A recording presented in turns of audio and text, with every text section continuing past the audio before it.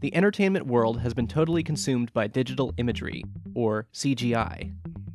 But today, filmmakers are beginning to incorporate puppets, characters that are physical objects animated by human beings, into the digital world of movies, TV shows, and emerging forms of new media. But the sophistication, beauty, and subtlety of expression in computer animation continues to get exponentially better. Newer technology is cheaper and faster. Isn't puppetry irrelevant? Actually, the opposite is true. In a world of digital overload, the analog tradition of puppetry is the perfect addition to the toolboxes of filmmakers, creatives, and artists.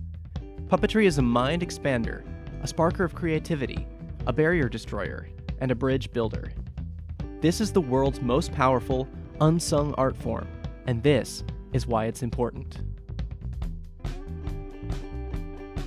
Puppetry is, at its core, taking an inanimate object, or almost any object, and imbuing it with the illusion of life.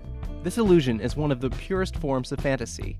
The idea of a spark, like that of human consciousness, finding its way into anything.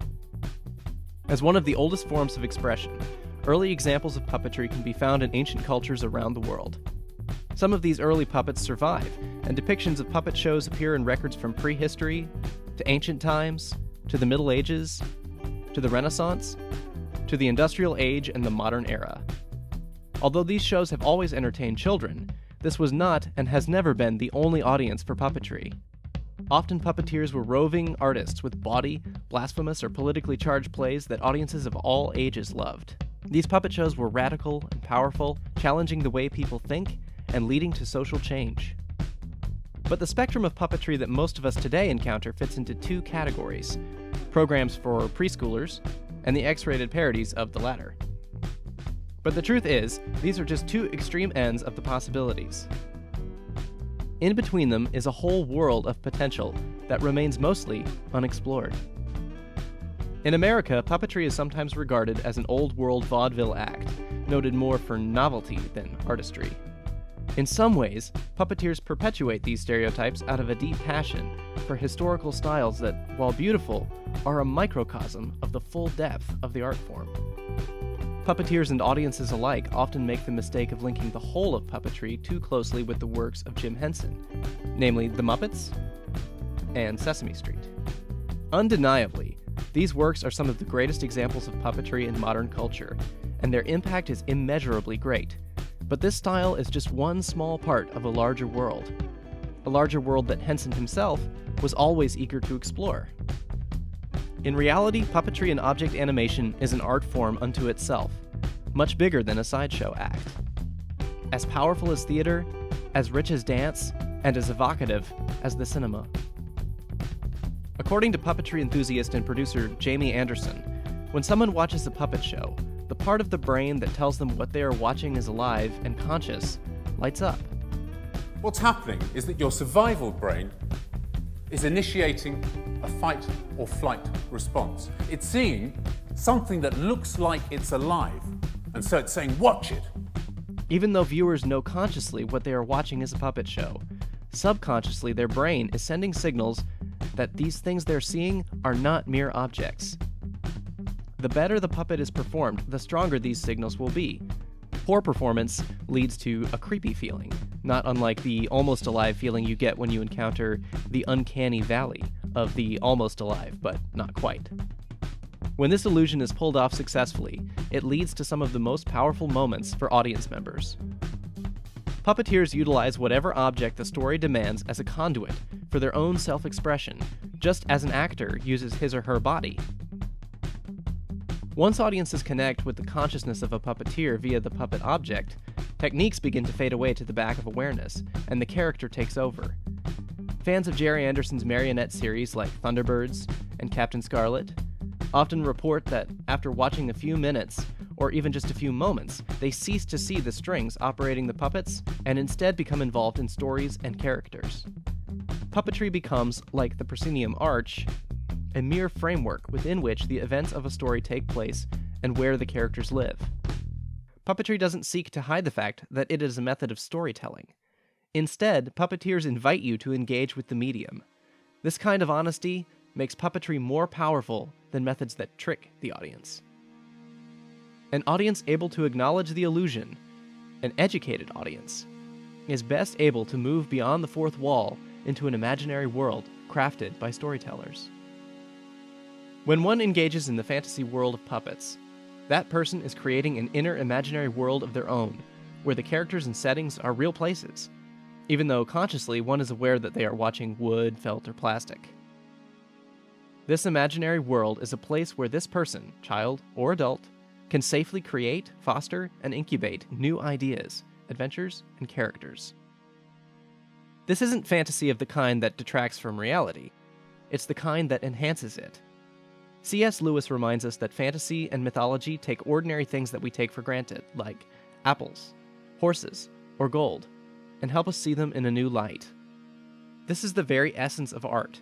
Instead of just commenting on life, puppetry can add to the experience of it. Because the power of performing through an object has such a specific impact on the human mind, it can reach directly into that inner imaginary world, cultivate creativity in those who may not be aware of how creative they can be, even helping those who don't see themselves as creative to expand their horizons. This creative ability that puppetry can spark or encourage in anyone has more than just artistic implications. It is the ability to think creatively that leads to the solving of humanity's problems, whether simple or complex. One of puppetry's other unique abilities is that it can make specific the general or generalize the specific. As Scott McCloud reports in his seminal work on sequential art, Understanding Comics, human beings are born to identify with and anthropomorphize all kinds of objects. He also notes that the more abstract an image is, the more people can identify with it. A detailed image of a specific person can be easily identified with by people who share a lot of attributes with that person, or are used to seeing these specifics. But these details can actually be a barrier for those from different backgrounds. As you start removing details, you start to get a more general image that can be identified with by, well, almost anyone. Paradoxically, the less detailed the image is, the more the audience can identify with it. This process is known as abstraction, and it's a process characters like Kermit the Frog, Mickey Mouse, and Garfield benefit from. The opposite, of course, is also true. Very few of us can identify with what it's like to be green, have mouse ears, or be an orange sentient tabby cat. But these seeming obstacles to the audience are actually just another route to a safe harbor. Many performers who would be too shy to act have chosen to put on a puppet and perform this way instead, unlocking their hidden abilities. Many persons with autism or a disability, or who have suffered from trauma, don't feel comfortable opening up to a therapist or counselor, until that therapist or counselor puts on a puppet. What's happening here is that the object of the puppet is actually becoming an intermediary, or a bridge, between the performer and the audience. You might not connect with a shy would-be actor or a therapist who is different from you in innumerable ways, but an abstracted, tangible object imbued with a spark of life from the performer is accessible and less threatening. The impact of this in art therapy, both formal and informal, is staggering. Additionally, the abstraction has very few limits. The part of the brain that can identify the faces of your friends, neighbors, and relatives is the same part that can see faces in electrical outlets, cars, trash cans, street lamps. Puppeteers merely have to grab a hold of any of these cues to access what audiences already have: an ability to connect with animated objects. Any object can be anthropomorphized into a living representation of a human being or character. The mind can accept it as long as the illusion is immersively maintained, just as the mind accepts the illusions of literature. After all, words are intermediaries between people also. In many ways, puppetry is the intangible made tangible. It is a direct link into the world of someone's imagination, their dream world, that is simultaneously grounded in a real world, where the physics of gravity, light, and mass apply without the need for CGI trickery. While the mind of the audience is creating their own dream world based on the world of puppetry, the sculptors and artists behind the puppets are accessing their own fantasies, conscious and subconscious, to give rise to new forms that will perpetuate the cycle of myth creation and enjoyment. Images that could only have existed in the subconscious can be depicted through puppetry. The good and the bad that we may not be aware of from within ourselves can come to life before our eyes. Once an evil thing takes form, it can be defeated in an act of catharsis. Once a good thing has taken form, it can be nurtured, better understood, and sometimes reproduced. Puppetry is an excellent tool for understanding ourselves. Despite its long history and enormous power, puppetry today is seen by some as a small and limited art form, reserved for children's birthday parties. Puppetry is to the art world of today what hobbits were to the world of men, elves, and dwarves in Tolkien's Lord of the Rings.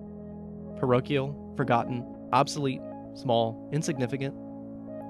But I believe, like Tolkien, that there is an untapped power for greatness inside the small and forgotten that can have an impact on the wider world. Telling stories with puppetry in the age of new media isn't easy. For one thing, telling stories with puppets has never been easy. There are a myriad of technical challenges. Puppets are hard to operate, hard to light, hard to photograph. They break. You can't just call up a puppet to audition. It has to be designed, constructed, tested, redesigned, reconstructed, retested, painted, finished, prepped, repaired, performed, and voiced. It is a cross-disciplinary exercise in problem solving. A director who decides to work with puppetry is committing to going the extra mile for a story. Because of this extra workload, many directors have lowered their standards for puppetry, accepting subpar performances that hurt the perception of puppetry in film and other industries.